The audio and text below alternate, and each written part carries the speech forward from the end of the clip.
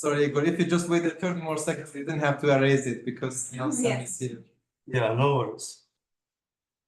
But now you really can use all of the words if you.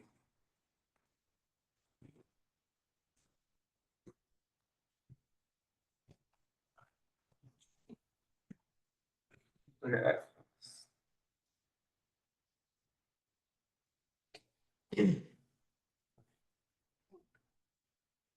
I think anyway, we'll see. I'll try to use just these two. Is there another one? Just there's this one.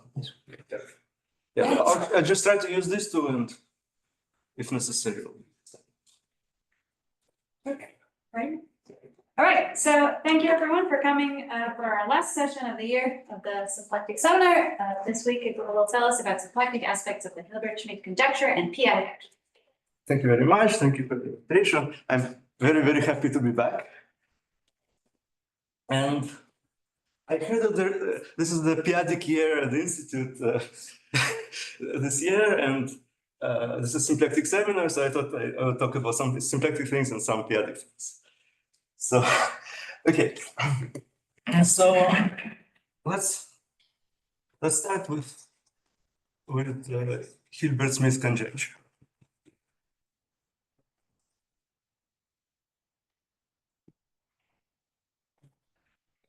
So, to talk a little bit about Hilbert-Smith Conjecture, let's first recall Hilbert's fifth probe from 1900. I thought to write 00. 00 now coming into this. So the question is a topological characterization of Lie groups. So is it true? So is every topological group G, which is a topological manifold,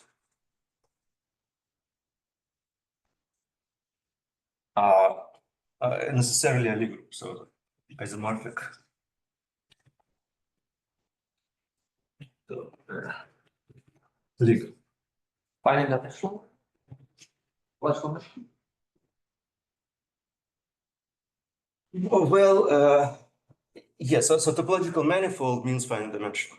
Right, so it means kind of locally Euclidean, so there are some Rn such that every point is locally homeomorphic to certain data. Okay. And this is a topological condition, right? So this is really a topological characterization of Lie groups. And so it was solved thanks to the efforts of many people, whom I will collectively denote as H5. So the answer is yes. By von Neumann. So von Neumann in 33 settled the case of compact groups. Then there was quite a lot of works of Pontriagin and Chevalier, and finally Gleason and Montgomery Zippen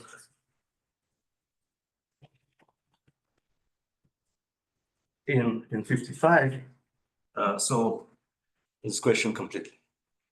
Okay. By the way, a funny thing is that two of the names here are strongly associated with the Institute for Advanced Study. So, and in fact, a little bit more is true. So one can extract from these proofs. In fact, von Neumann's proof really first shows this. So in fact, this observation of Yamada. So let's say that G is locally compact. So locally compact group G is Lie. If and only if G does not have, so it has no small subgroups.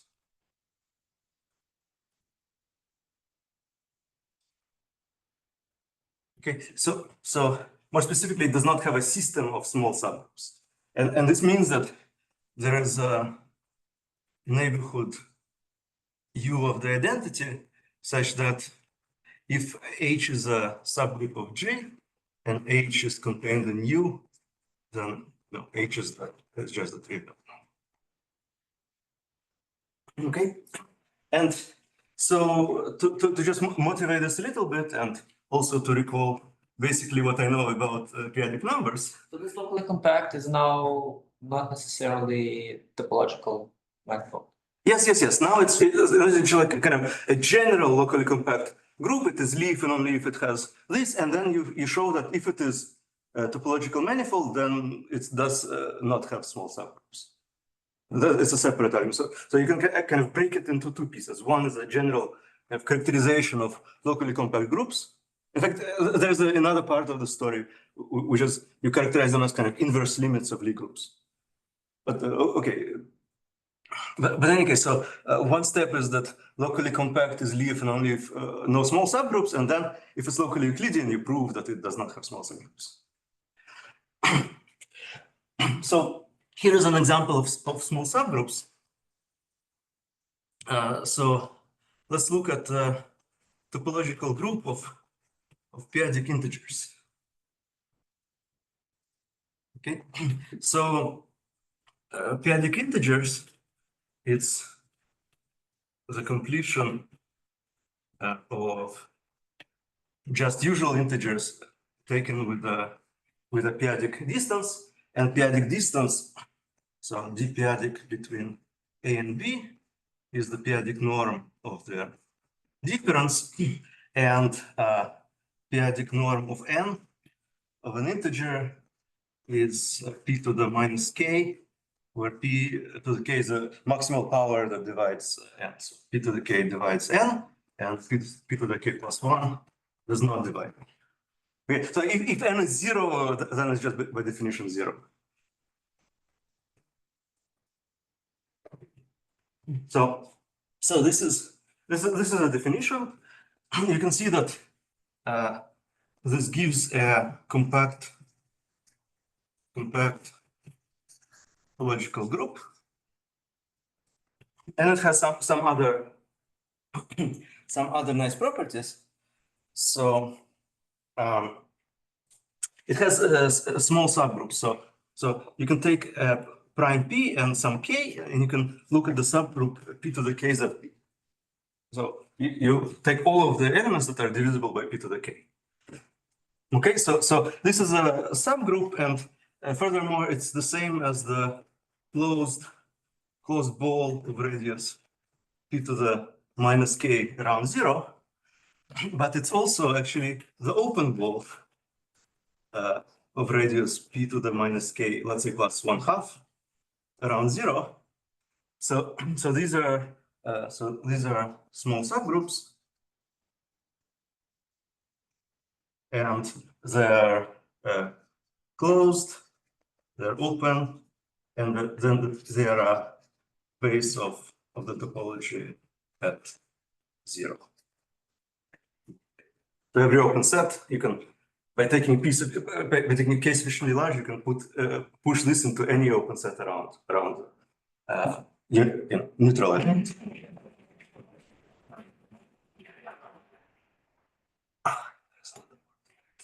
At this board, I think I should be very careful with pulling up later.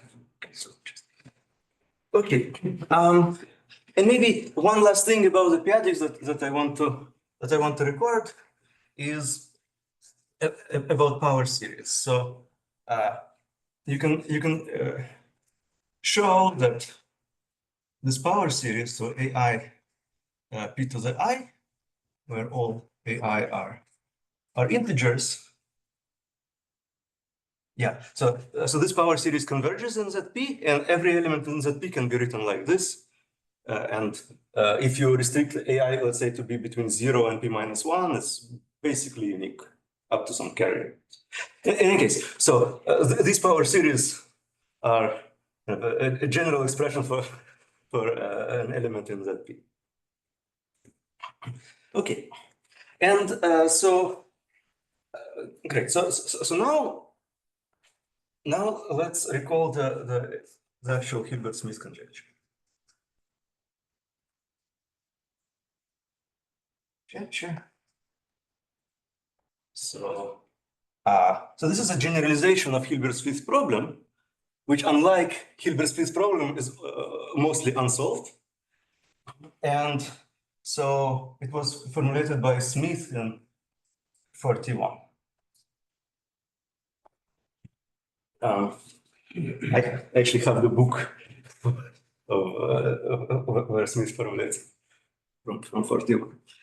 Okay, so here's the conjecture. So let's say that G is locally compact, and let's suppose that G acts on connected topological n manifold. Let's call it X, and it acts faithfully. So faithfully means that we have a rho, a homomorphism from G to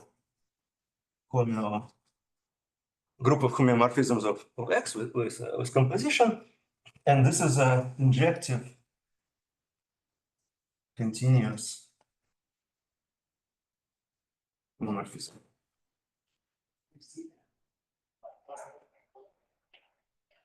Okay, and continuous, one should say in which topology and homeo, but one takes the compact open topology. So, in compact topology, and so equivalently in, let's say, DC0 type psi, which is max X T right X psi X, if X is, let's say, compact. Okay. First, if X is compact, you can choose any Riemannian manifold that will, Riemannian metric, it will give the same topologies. But in any case, I just wanted to say this. Okay, so this is the assumption of the conjecture, and the conjecture itself is that in this case, G is a Lie group. And one can see that this implies this. Basically, because group G acts by homeomorphisms on itself by like shifts on the leftwards. Okay.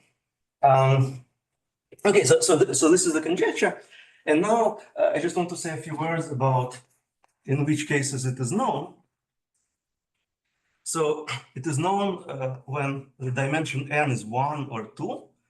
So this is again Montgomery-Zippen, and it is also known for n equals 3.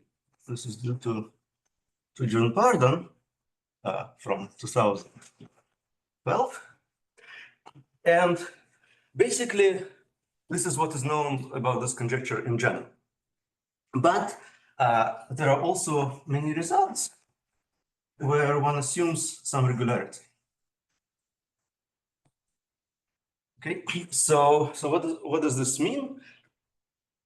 So instead of looking at raw arbitrary injective continuous homomorphism from G to homeo, let's look at such to some subgroup of homeo.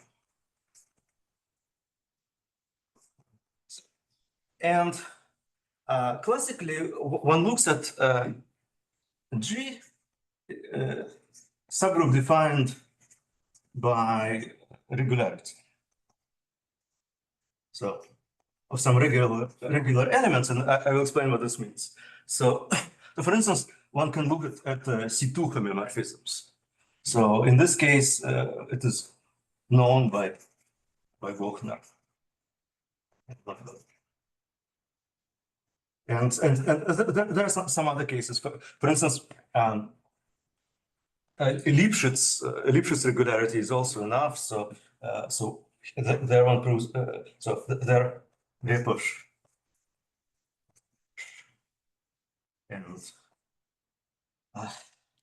and Shippen proved it, and then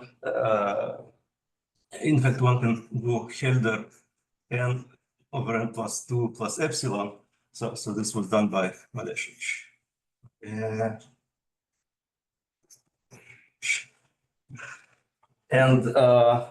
then one can also look at quasi-conformal homeomorphisms. In this case, it was proved by Given Martin. And then there was a slight generalization due to MG. Okay, so but all of these things are somehow regularity conditions, right? So almost like differentiability. Yes. Okay. And one thing I'd like to say is that these proofs, which work in arbitrary dimension, in fact, also the other proofs use the following well-known reduction of the Hilbert-Smith conjecture to this group of p-adic integers. So it's enough to prove for p-adic integers, and the theorem, okay, it's due to H5. So Gleason, Montgomery, Zippin, and everybody else, plus a result of Newman from 31. And result of Newman from 31 is that homeo of X does not have small finite subgroups. Okay, so there's a neighborhood with that property when we require H to also be finite. There's a neighborhood of identity that does not contain finite subgroups. And the theorem is the following. So for a given X and subgroup G of homeo, Hilbert-Smith is true if and only if ZP has no faithful action.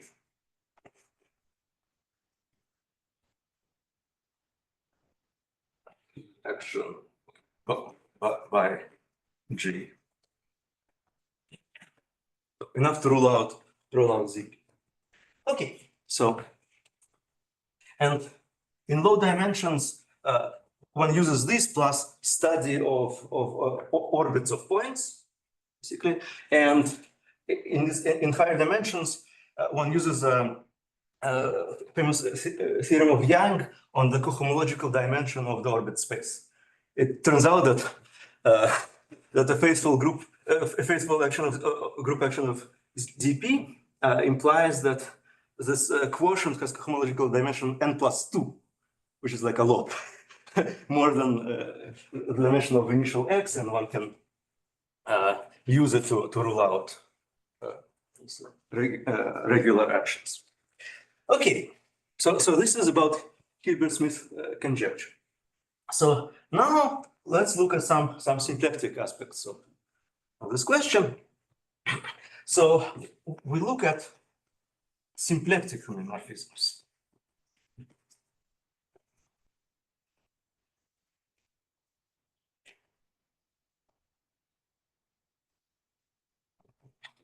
Okay, so what does this mean? So first of all, okay, so let's take M omega,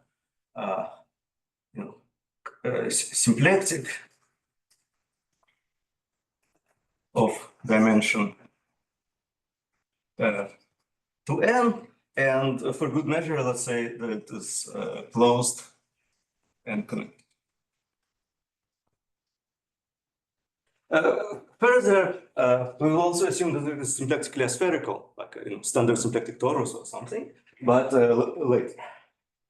Okay, so in this case, we have some favorite groups. For instance, there is the Hamiltonian group. It's a subgroup, of course, of the homeomorphism group. Okay. And later we will also look at a little bit at SIMP0. Okay, it is also some homeomorphism. And in C0 symplectic topology, one often looks at the closures of these groups inside homeo. So those homeomorphisms that can be approximated arbitrarily well in C0 topology by Hamiltonian diffeos or by symplectic diffeos. Okay, and Buchowski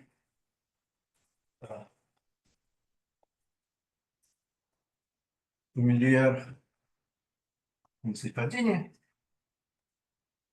in 2018 have proven that M bar M omega, so the closure of Ham inside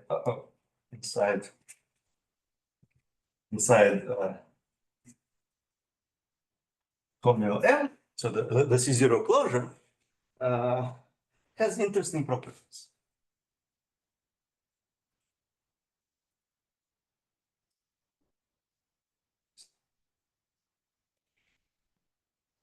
For instance, if 2n is 4 or more, you have such with only one fixed point.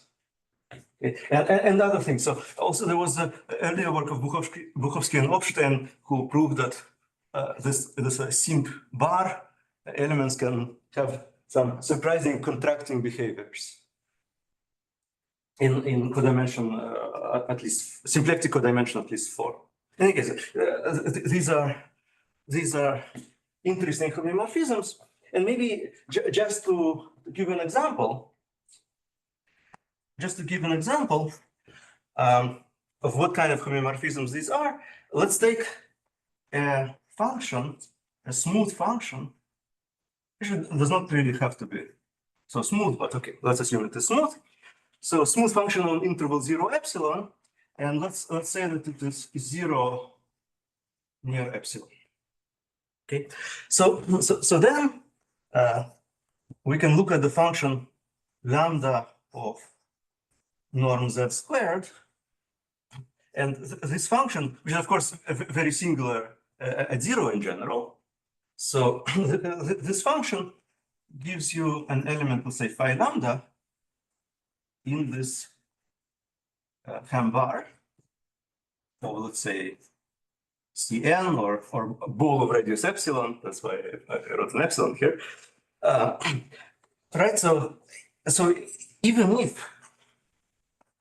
if lambda blows up at 0, so you can take lambda like really growing fast at 0, and still it gives an element of Ham bar. And so then you can of course implant it into any symplectic manifold by Darboux chart, and so we get phi elements phi in Ham bar without regularity.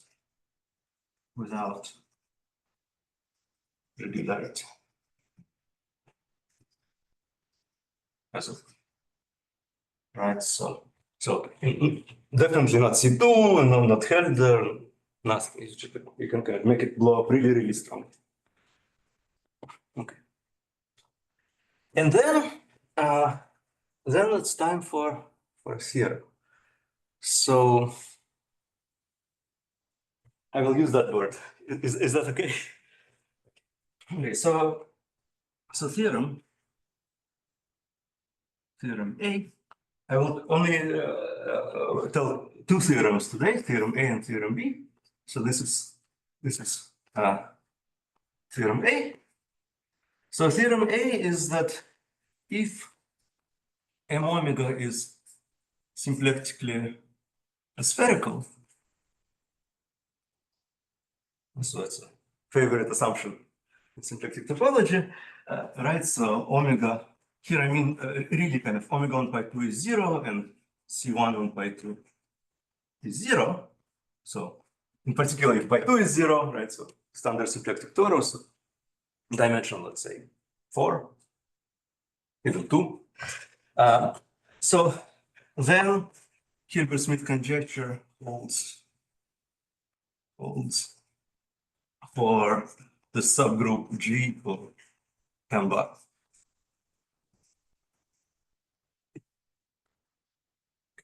Okay, so this is the theorem. I will spell it out in just a moment. I just want to say that some generalizations exist. I can say exactly in which direction. Okay, and so now just to spell out the theorem, I think I think just to spell out what this means. So in particular, so if M omega is symplectically aspherical, then we have no faithful ZP actions via this group of Hamiltonian homeomorphisms, and also if you have a faithful locally compact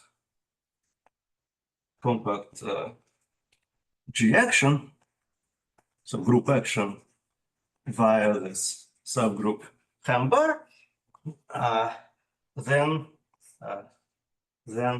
G is actually additive. So there's two restatements of that theorem. And just as a remark, I will try to use a different color. So via the result we obtained with Because so before, yeah. So in the original Hilbert-Smith, G was finite dimensional topological figure. no, locally compact. No, in the Hilbert-Smith problem. In Hilbert's fifth problem. You're locally compact, but your G is not locally compact. There's two kinds of G. So which G? Minus G. So there is G as in a group, and there is G curly as in a group of homeomorphisms. Which one do you prefer? Ah, okay. Yeah, but that is still a very big group. It's a pretty big group because you have all these really strange maps. Yeah. So, but still, so when you say Hilbert-Smith, and it's definitely not locally compact. But what do you mean? No, ZP is compact. So I mean, so action. Okay, where is this? G action via G curly means is it like row from G to G curly? Okay. When I look at the fine structure of your G, I think. Yeah. So it's like row from G, and here is like row from G. Okay, so I just wanted to make a remark. So via result. So if I have, maybe we can call it G prime because I would prefer not. I think it's kind of okay. Let's not change notation. okay. I mean, okay. So you have the non-curly G. So the curly G is a subgroup where you put your finite group in, and then you make statement about the finite the finite dimensional group. Yes. It's non-curly G is a finite dimensional. Well, it's locally compact. just locally compact, and it satisfies the condition that there's It's only connected to embedding. topological manifold. So it's injective continuous homeomorphism with, on this curly G, which is a subgroup of homea, you take the induced C0 to. Right, but in this case, you just have a group injection into Hamio. Into Hambar, yes. Into Hambar. So this is just a topological group embedding. Yes. Okay. That's absolutely and you right. conclude that it's a Lie group. Yes. Okay. Yes. Just wanted to make sure. Yes. And in fact, so I want to make a comment that in fact in this case you can say more. In fact, so with Wilkins we show that there are no finite subgroups of this G curly, and this means pretty easily that faithful you can replace by just continuous. So instead of embedding, it's just a continuous map. Also doesn't exist. So it's stronger. And then in this case, again, by the same reason, so it is Lie and torsion free. Which lets you, by the way, classify pretty strongly the connected component of the identity. It must be a contractible Lie group, and contractible Lie groups you can basically classify. But actually, I'm confused. So wait, so the most faithful ZP is a condition? I mean, No, this is an outcome. It's a restatement of the theorem. it's one of the consequences. No, I don't, wait, no faithful ZP is a consequence? It's a restatement of the Restatement. on the output of the theorem. It proves that direction so that it gets it.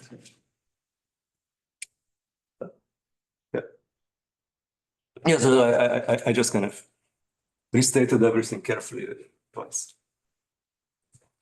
Okay, so that's it, and now another little bit of corollaries, and theorem B. I wanted theorem B. Let's do.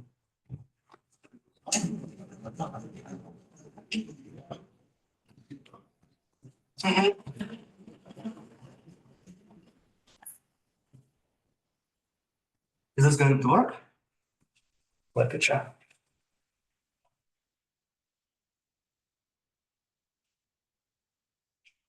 Okay, so here's a corollary. So this uses something we proved with my student Floer. So what exactly we proved, I can tell later, but I will say what the corollary is. The corollary is the following. So if in addition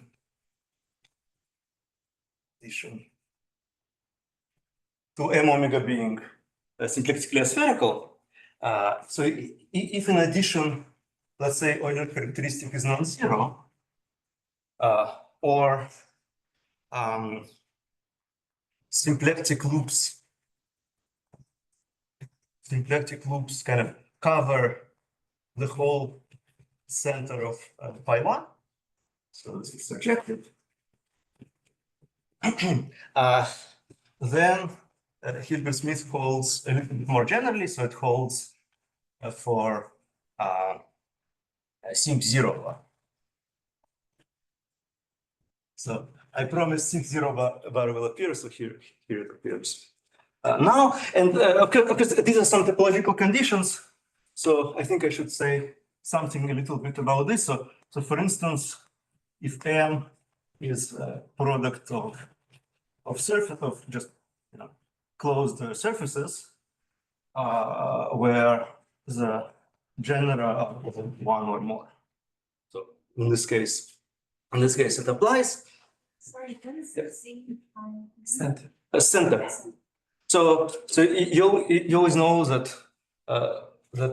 so if you take a symplectic loop or any loop of homeomorphisms based on, let's say, identity, and you evaluate at a point, you get a loop in a manifold, and this loop represents always an element of the center of pi 1.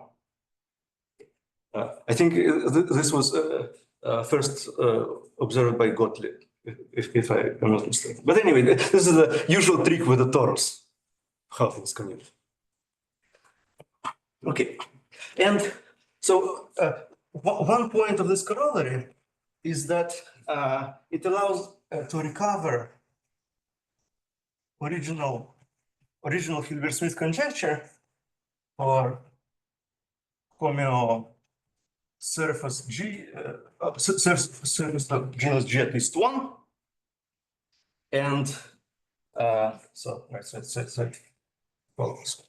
And what you do here is basically you take the measure, the smooth measure given by the area form, and you average it. And then you get an invariant measure and you continue. No, you conjugate it back to the standard measure by Obstaviulam, and then you can, anyway, you can reduce.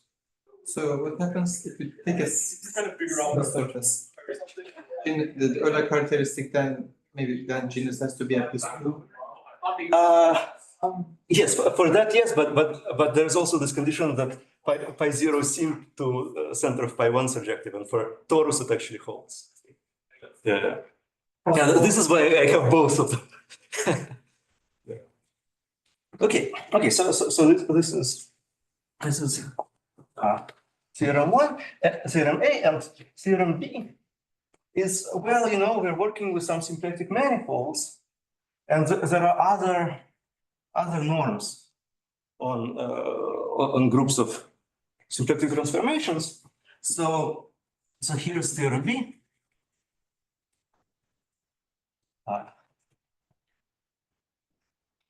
And this one goes as follows. So again, so when omega symplectically spherical,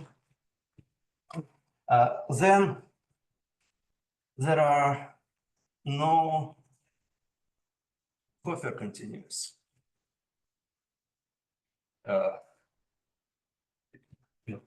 ZP actions via just a smooth Newtonian homeomorphisms. And there are further versions where you kind of look at something between ham and ham bar and take some other norms like a spectral norm. But in any case, so this is the result. So ZP cannot act continuously in a Floer metric. And this has a corollary due to Leonid Polterovich. And so this corollary goes as follows. So compact semi-simple p-adic Lie groups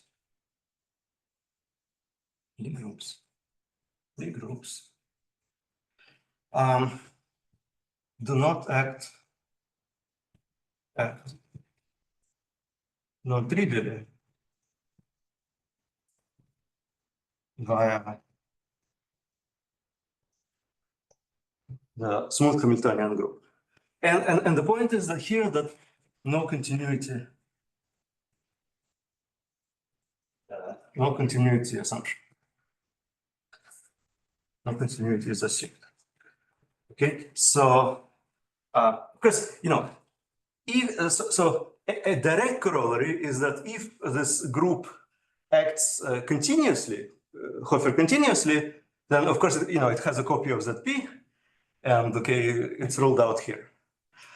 But it turns out that for compact semi-simple p-adic Lie groups, there's automatic continuity with respect to Hofer metric.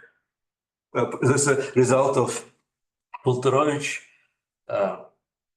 Shemtov, and Shalom.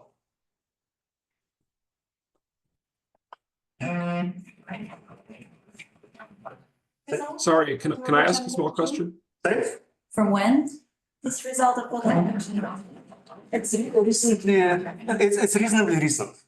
So I think maybe 2021 around, something like this.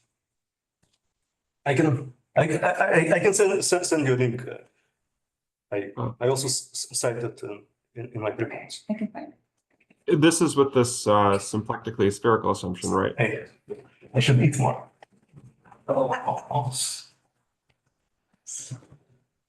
Sorry, can I ask a small, short question? Okay. Hello? Success. Okay, so this is about the results. There are further comments, but in any case, I would like to tell you a little bit about the ideas of the proof. Okay.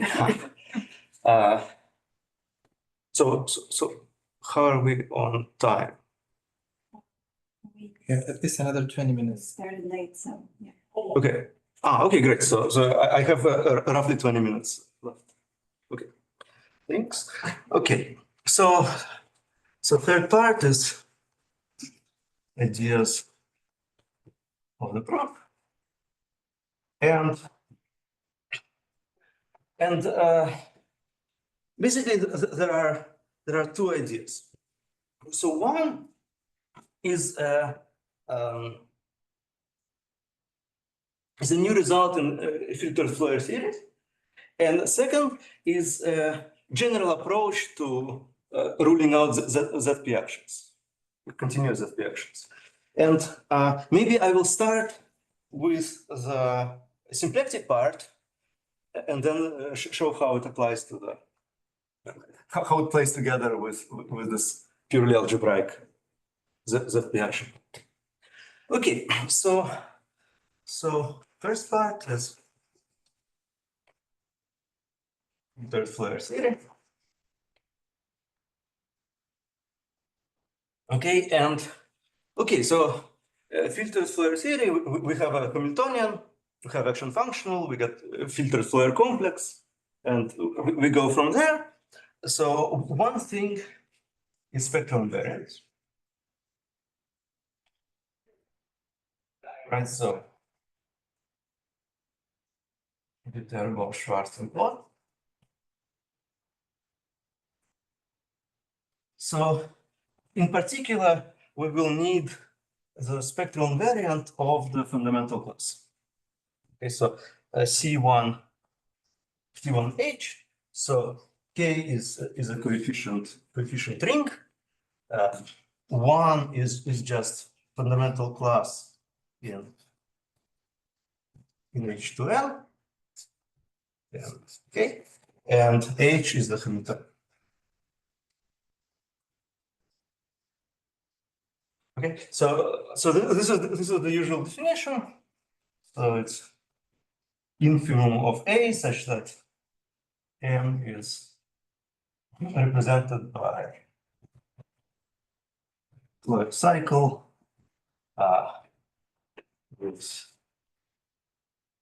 with action less than. Okay. And yes, so where action H of X is the usual integral HT XT minus integral over X bar omega, where XT is our orbit and X bar is a filling, and for a spherical it doesn't matter how you fill the areas. Okay. So this is number one. Number two is you have barcodes. So this first appeared in our paper with Leonid, maybe like 2016, and 2016.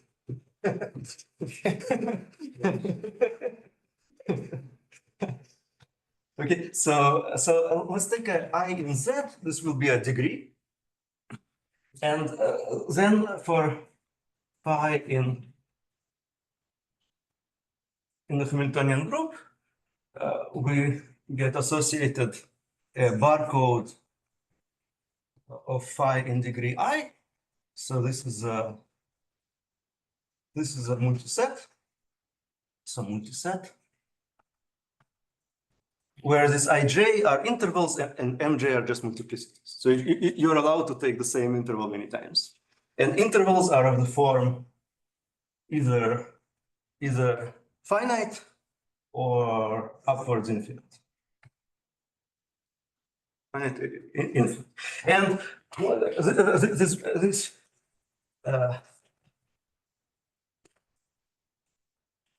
this barcode measures the birth and death of Floer I cycles. Because there's then the total barcode, which is just kind of the sum of all these multisets for all I. Okay, so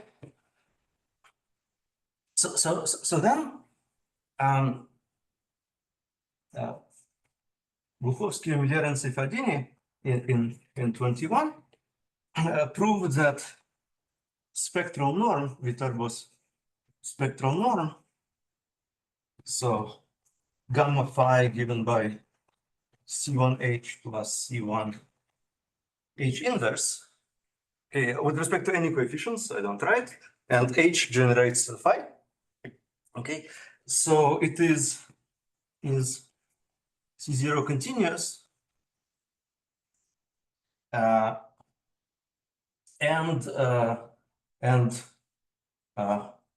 extends to Ham bar. And finally, it satisfies extra properties. So maybe I'll just say the following. So first of all, if the C0 norm of phi, which is kind of C0 distance of phi to identity, is less than some delta, depending only on M and omega and the auxiliary Riemannian metric, then what they prove is in fact that gamma of phi is less than this C0 norm with a constant, but I have rescaled the constant to be just one. I just prefer to be less than or equal to, just in case.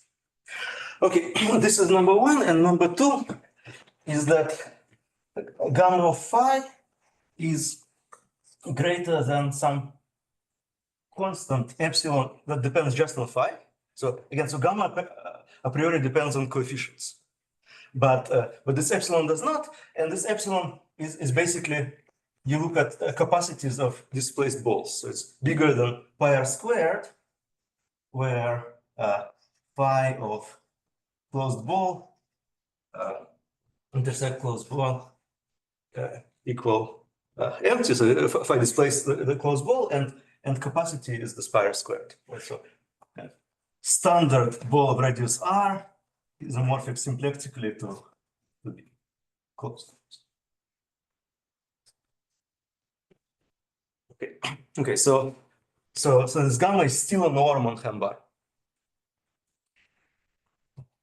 So next is part of the story.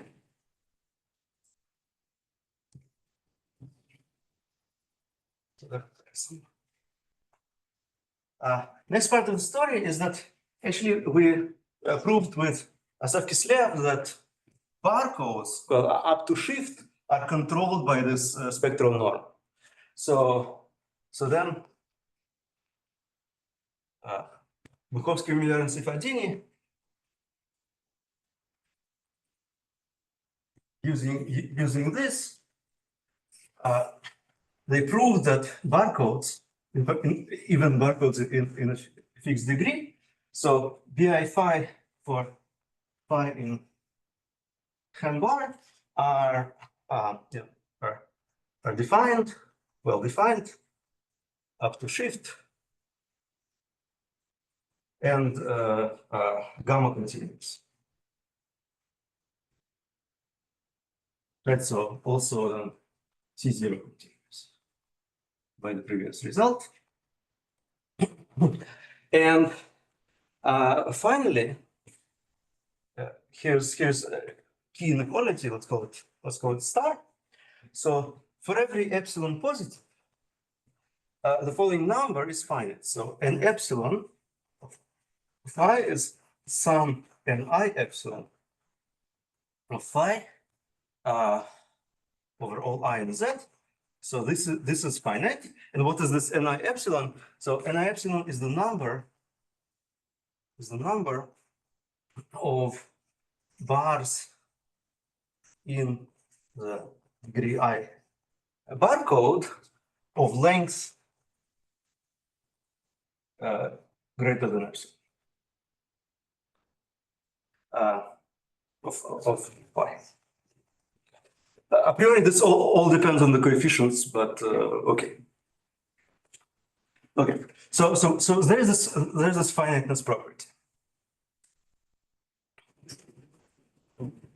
Now, next part of the story is this new ingredient. So here's the new ingredient.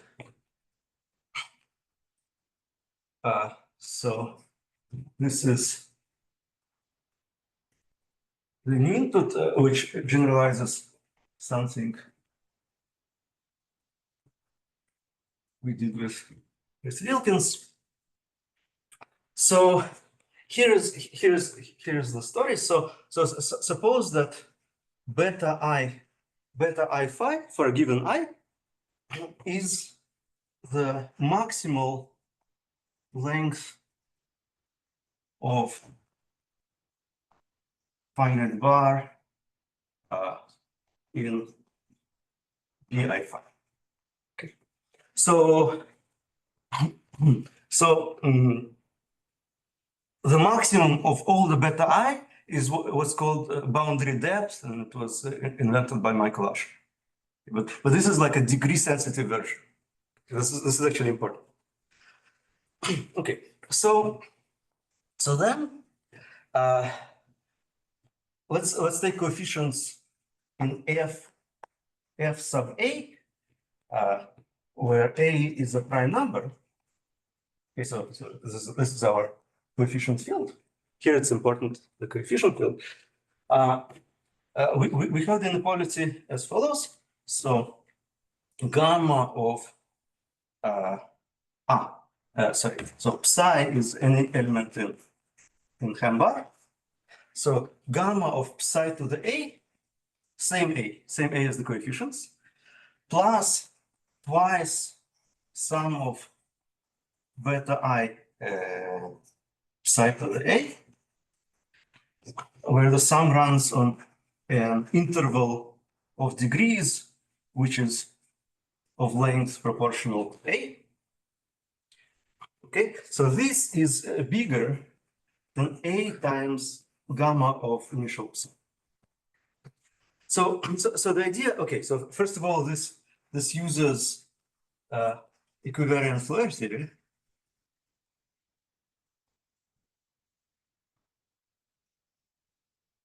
So in particular, equivariant pair of Pence product. It was first introduced by Seidel, then developed further by Zhao and myself and Wilkins and many others. Okay, and maybe an intuition for this statement is the following.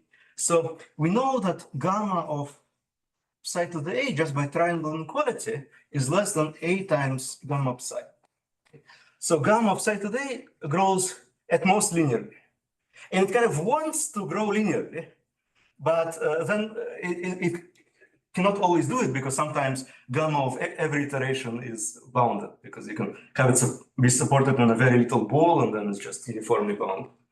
But then there's an error, and this error is controlled by some bars. So there's like a picture that you have. So this represents the fundamental class that it wants to be here, but sometimes it's not, and then this is kind of covered by bars. This is kind of intuitive picture that's helpful. Okay, so once to grow linearly, and error is kind of controlled by bars. Okay, and now for the second idea of the proof, maybe I'll just continue. So for the second idea of the proof, let's do the following. So second idea is the following. So here is a motto. So the motto is that small subgroups imply large roots. And instead of ruling out small subgroups, we will rule out large roots. So what does this mean? So let's say that we have an integer of the form 1 plus p to the or 1 minus p to the k times some other integer m. Integer 1 mod p to the k. Okay, so this is 1 plus p to the k. So then in the p-adics, this is invertible, and its inverse A inverse is of the form 1 plus p to the km plus p to the 2km squared, etc., etc. But this is of the form 1 plus p to the kx, where x is m plus p to the km squared, etc., etc. So this is 1 in 1 plus p to the k. So it's still 1 modulo p to the k, but now in the p-adic integers. Okay, so now suppose that rho from zp to g continuous. T continuous with respect to norm, some norm, let's call it just some norm. This norm will be chosen in a moment, but you can think of it as the C0 norm or the gamma norm. Okay, so then or Hofer norm. So if you have something continuous, then we know that norm of rho on p to the kzp is really small. It's smaller than any kind of delta k we want for k large. Okay, but then we can. So then we look at this inverse. It is 1 plus something super small. So then its norm. So norm of rho A inverse will be at least norm of rho 1. So this rho 1, let's call it maybe phi, minus this little error delta k. Okay. So this is a large root. So this is like, no, we can say that this is bigger than norm phi over 2 when k is large. Okay. So What the beginning of this? Yes. So this is the norm of. So this is no. So this is rho. So okay. So rho here we restricted to this subgroup, and then then we get a function on this subgroup, right? And we can calculate the norm, and it's just gonna if it's if this is continuous, then this guy is going to be pointwise smaller than anything we want when k is large. This is where continuity is used, and the p-adic topology. Okay, so then we get a large root, and but wait, so why is it large root? So if we have psi, which is rho to A inverse, rho of A inverse, then psi to the A is rho to A inverse, but A times. So A inverse times A, which is rho of 1, which is phi. So we got the eighth root of phi, but its norm is big. It's almost like normal phi. Okay.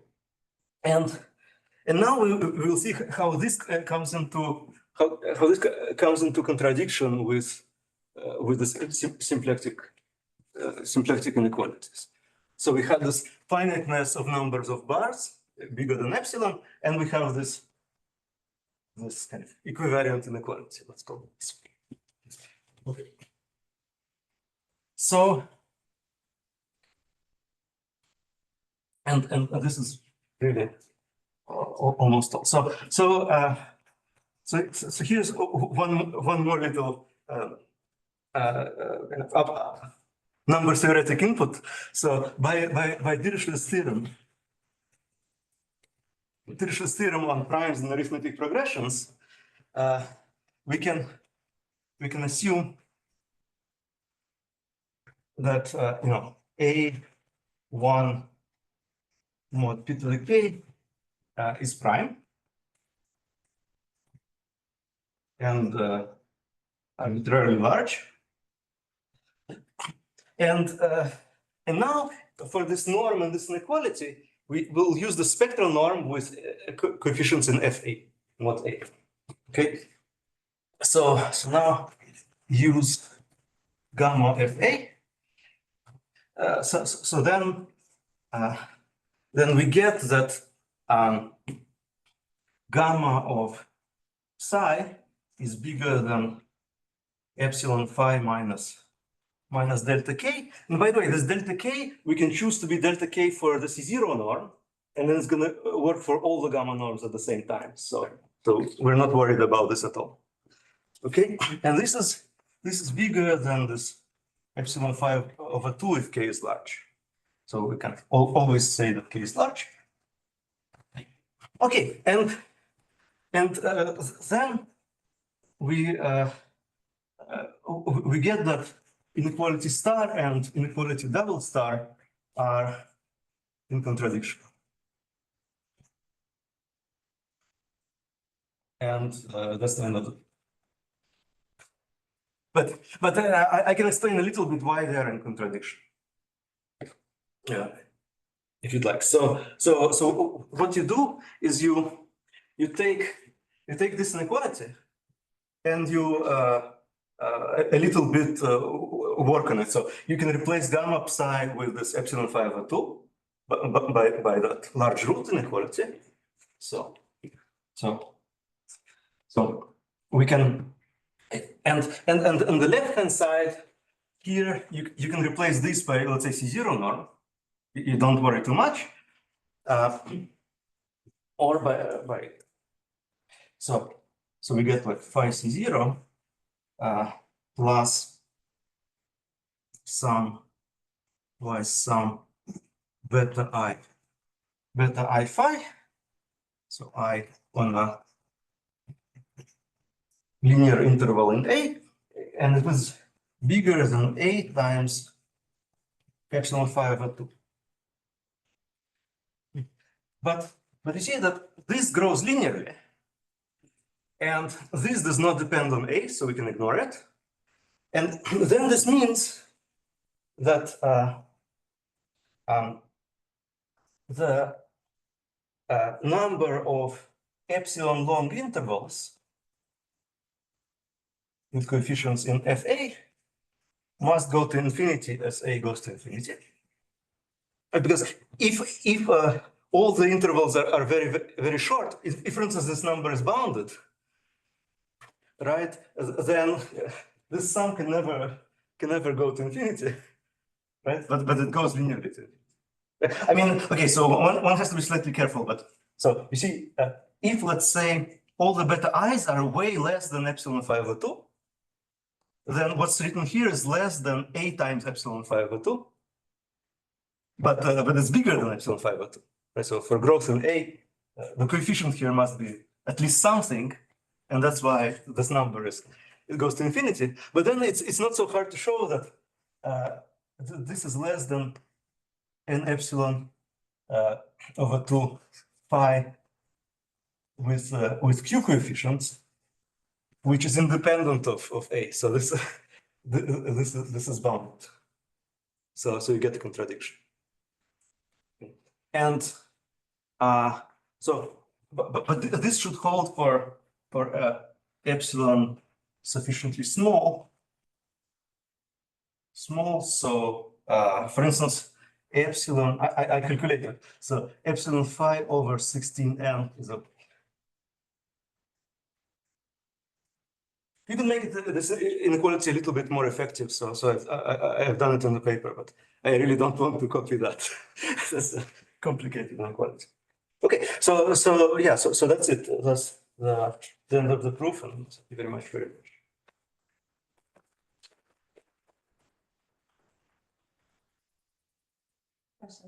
So a spherical part essentially came in defining the spectral invariant. Is it there?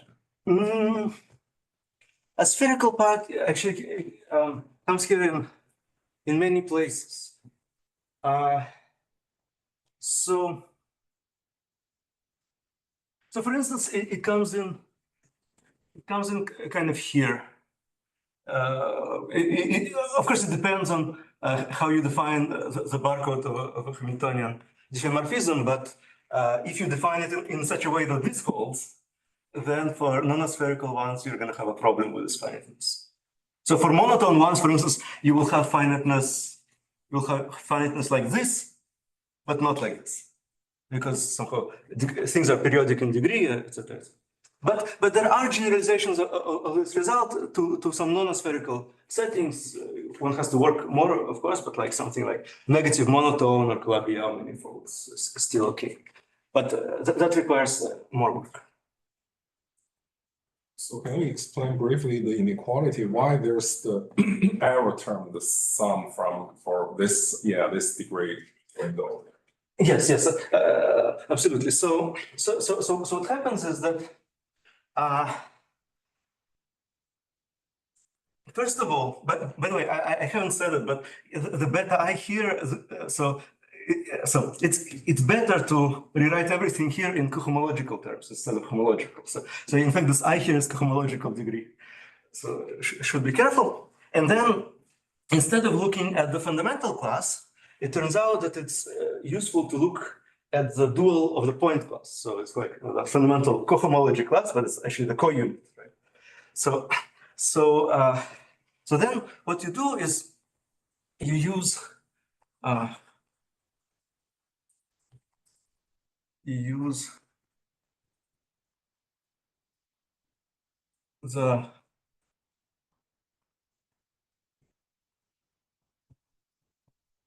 what I like to call the Wilkins commutative square. So for p equal 2, Wilkins proved it, and for p more than 2, this is in our paper. And so here you have PSS isomorphism, and here, of course, I should say also the p equivariant and h iterated p times. And then here you have PSS equivariant isomorphism. This one is kind of quantum Steenrod piece power. So it's some sort of total some combination of Steenrod piece powers. And here I should of course say there's a power series in informal variable t, and which is of degree 2 and kind of and theta of degree 1, so squares to 0. And so this is just the cohomology of classifying space of z of a p with p coefficients. I should have written a because I used a here, but anyway, for me p is prime. And then here there's the p equivariant pens. Pens, and this Steenrod picture is like this, and you can imagine how you glue the PSS here and here and here and get this picture. Right? So you have this, and then you pick here this mu, the co-unit. You know where it goes here, right? So it goes to t to the power, if I'm not mistaken, p minus 1 times n mu. Up to sign, okay. Let's say up to some constant which is inverted. I don't want to bet seriously on what this constant is at the moment, but doesn't matter. And then you run through this diagram, and you kind of make a quantitative analysis of what happens, and this pops out. So what happens is that, okay, so you have this mu, so it goes here to a Floer cycle representing mu. Okay, so we map it here, and we get an equivariant Floer cycle, which represents this guy. But then equivariant Floer cycle, if you can make it start from the power t times p minus 1 n, you will know that the first term is actually representing the fundamental, this mu in usual Floer cohomology of HP. And then you have a certain interval of degrees to kill, and killing each degree it gives you one of these beta i's. Okay, so it's kind of, yeah. Right, because this is, see, 2na is the degree, is this kind of p times 2n. Right, and you want to decrease it to 2n. So this is the 2n. So this is an analysis of this Wilkins square. And it's actually very important to apply it to mu and not to 1, because when you apply it to 1, you get nothing. I mean, okay, you get back this inequality which you knew already for a long time. But if you go the other way, you get this.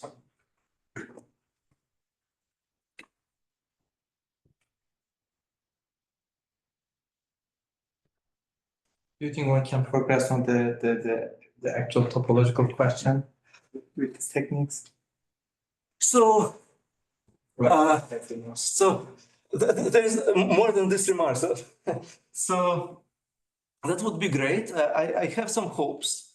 I think to start with, I think it should be possible to reprove some of these regularity results, but in the setting, in the non-symplectic setting. So that should be possible to do. And yeah, so you get a two-dimensional case, almost a two-dimensional case pretty immediately. But more than that, I don't know. So you know, a standard idea is how to symplectize a diffeomorphism. Well, you live to cotangent band.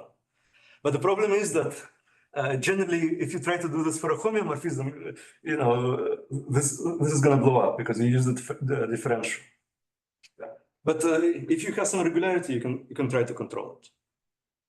Something. So are there counterexamples for non-locally compact reaction?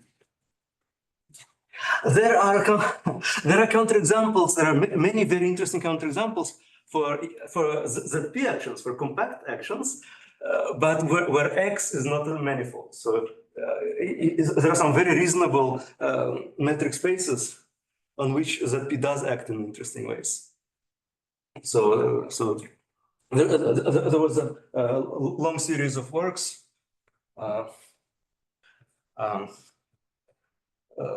which I can tell you about.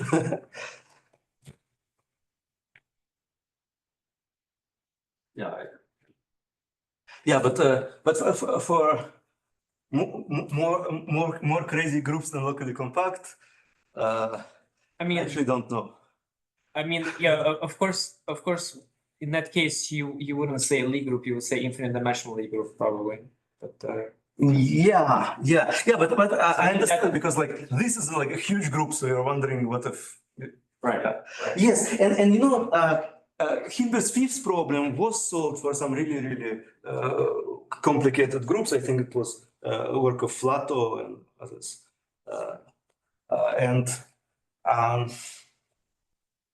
yeah, it would be really very interesting to generalize. Well, I guess you use locally compact many times. I don't know, but what's the main? Do you know the main point? Actually, I guess it's just ZP, right? So it's, yes, the reduction to ZP Yes, uses this reduction local to compactness. ZP, Yeah. So a reduction to ZP is something like you take an element, you take its closure, you see what happens. Yeah, so he used this fact that there are no finite small subgroups, and then you kind of slowly construct a copy of p-adics using this inversely. It's very beautiful. Do you Can have I any ask a feeling few of questions? What happens in, for example, if your symplectic manifold is CPN, where you have like torus actions and pseudo rotations? Yes, this is a great question. No, I don't. Yes, I would be very happy to know something about it, but for the positively monotone case, quite a lot of things break down. But you don't know that it doesn't hold. No, I don't know that it doesn't hold. I strongly believe that it does hold, but I cannot prove it. I actually thought about it pretty carefully, and there are some actual difficulties.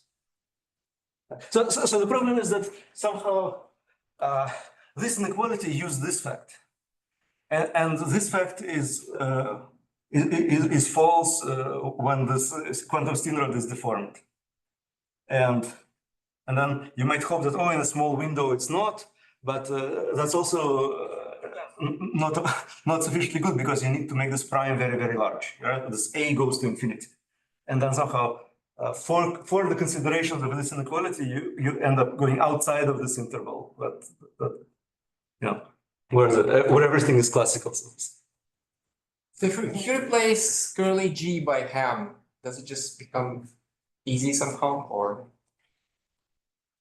No, it still doesn't. It still doesn't. Yes. I thought about that as well. There is still the same problem.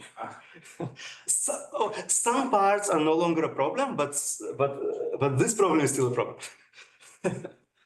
Somehow, going to smooth ham makes life easier, but not sufficiently easy. Okay.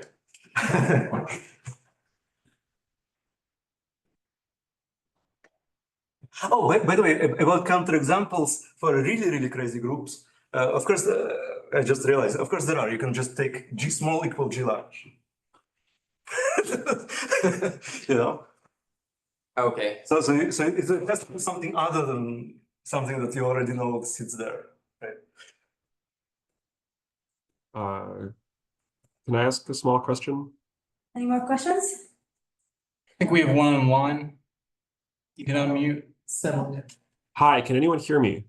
No, we don't hear you. Okay, I will type it out. Can anyone Probably see the on my end, messages? sorry.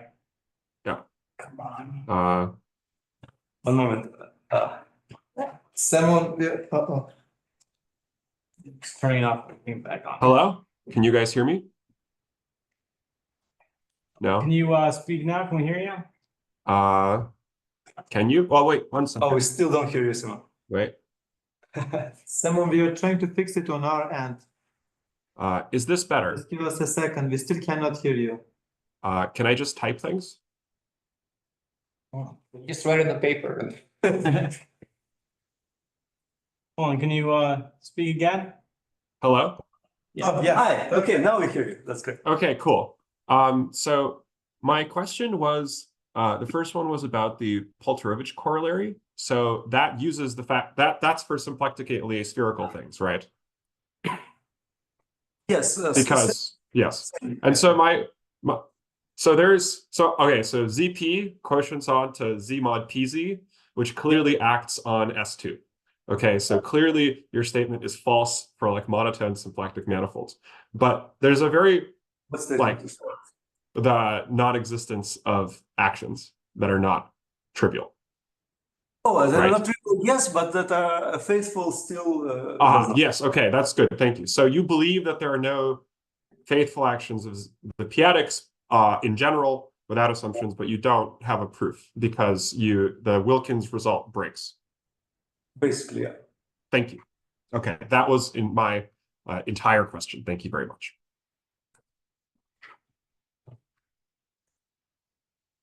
Okay, if there are no more questions, let's